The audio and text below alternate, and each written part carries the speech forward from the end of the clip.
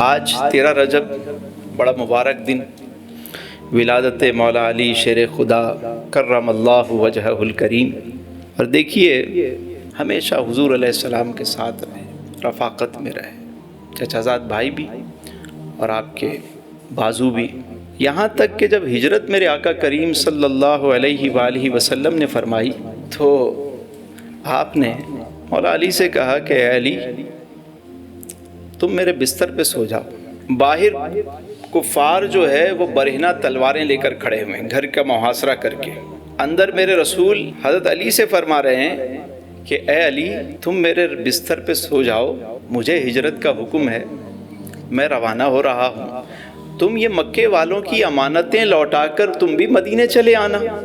مولا علی نے جب یہ سنا تو کہا لبیک یا رسول اللہ۔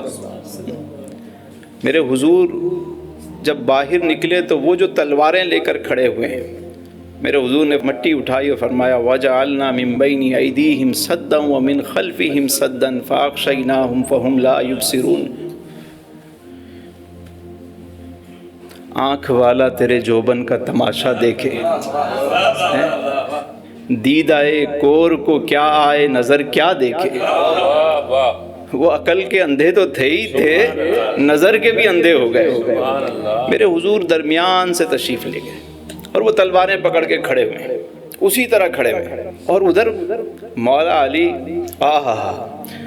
حضرت علی آرام سے بستر پر لیٹے، اور شیر خدا فرماتے ہیں کہ جتنا چین سے میں اس شب سویا اس سے پہلے کبھی نہیں سویا تھا۔ کیوں؟ کیونکہ میرے حضور نے فرمایا کہ تمہیں مدینے آنا ہے، تو اس کا مطلب ہے کہ آج کی رات موت آ ہی نہیں سکتی۔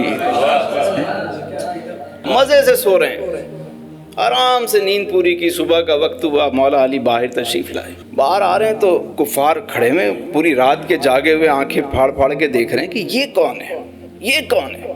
قد کاٹ دیکھا، حلیہ دیکھا۔ ایک کہتا ہے کہ ارے کپڑے بھی وہی، چادر بھی وہی، دستار وہی ہے، چلتا ہے تو لگتا ہے کہ اللہ کا ولی ہے۔ انگشت بدنداں ہیں سبھی مکے کے کافر، کہ سویا تو محمد تھا یہ جاگا کیوں علی ہے۔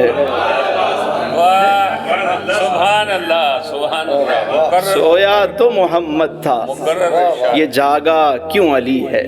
میرا جسم علی، ذکر علی، جان علی ہے، مجھ بے سر و سامان کا سامان علی ہے۔ ایمان کے متلاشیوں ایمان کی کہہ دوں، ایمان تو یہ ہے میرا ایمان علی ہے، ایمان تو یہ ہے میرا ایمان علی ہے۔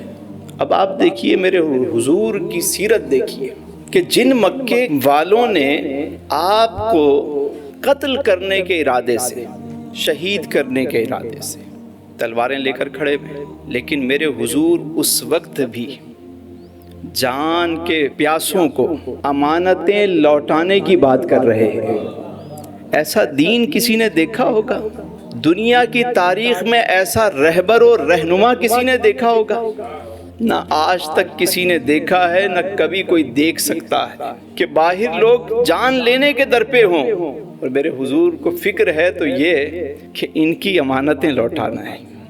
سارے مکے والے میرے حضور کو کیا کہتے تھے؟ صادق اور امین، سچا اور امانت دار۔ یہ میرے سرکار کی سیرت ہے، ایسا کردار۔ آج فی زمانہ ہم دیکھیں تو امانتیں کیا، ہم تو اپنا حق سمجھتے ہیں۔ کلمہ جس نبی کا ہم پڑھتے ہیں امتی کہلاتے ہیں۔ میرے حضور نے امانت میں خیانت کرنے سے منع فرمایا، کبھی بھی امانت میں خیانت نہ کرو، تم امین ہو۔ تو یہ سیرت بھی ہمیں ساتھ ساتھ سمجھنی چاہیے۔ اللہ تعالی ہم سب کو صادق اور امین بنائے۔